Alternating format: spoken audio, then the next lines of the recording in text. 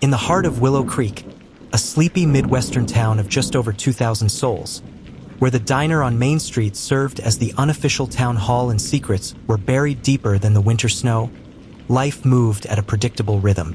Folks waved from porches, kids biked down gravel roads, and the annual Harvest Festival was the highlight of everyone's year.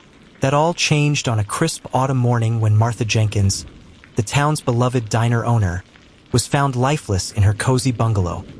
A single stab wound to her chest and her living room ransacked like a tornado had blown through.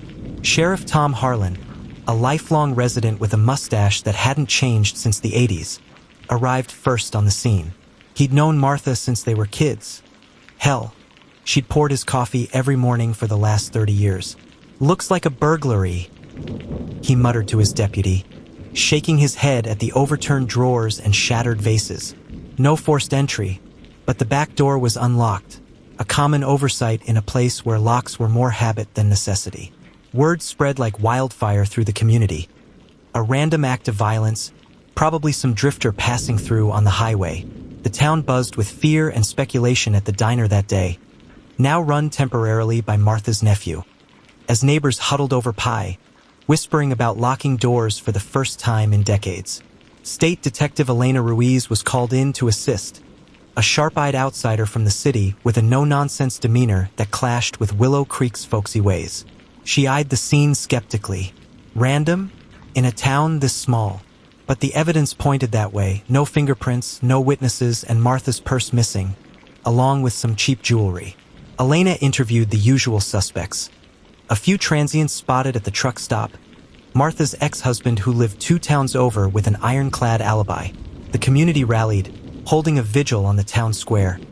Candles flickering as tears flowed for the woman who'd fed them through hard times, listened to their woes, and never judged.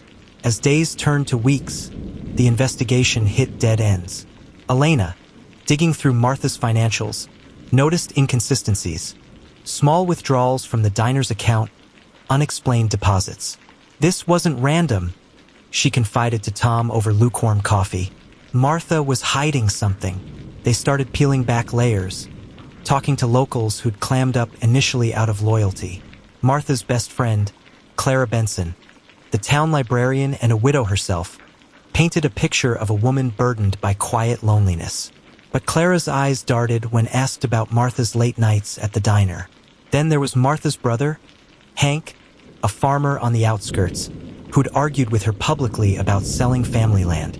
The breakthrough came subtly, like the first crack in a frozen pond.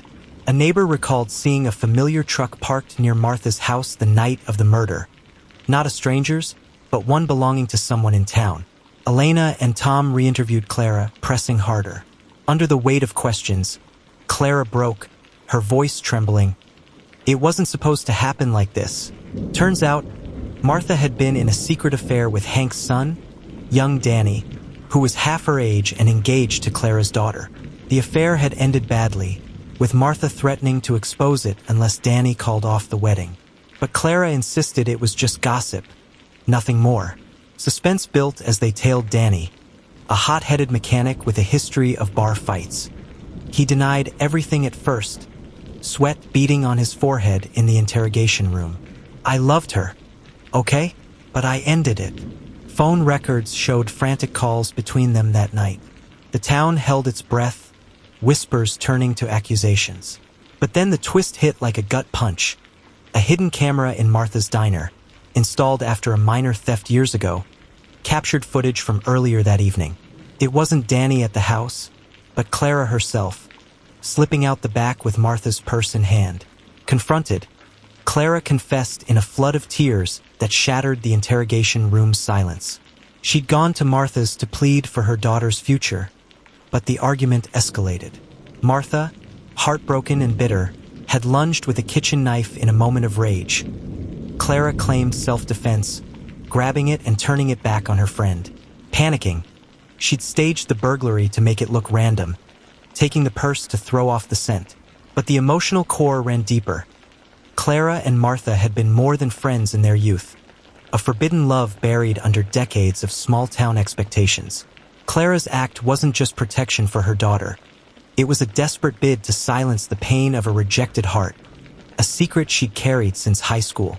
"I loved her more than anyone knew," Clara sobbed, "and she threw it away like it meant nothing." The revelation rocked Willow Creek to its core. Danny was cleared, but the affair's exposure tore at family bonds. Hank disowned his son in a public outburst at the town meeting, only to reconcile months later in quiet therapy sessions the community funded. Elena, usually detached, found herself moved by the layers of hidden grief, reminding Tom that, in places like this, the real killers are the secrets we keep. The town healed slowly, the diner renamed Martha's Echo in her honor, a place where stories were shared openly now, not whispered. But the scars lingered, a reminder that even in the closest communities, the human heart hides depths darker than any random storm.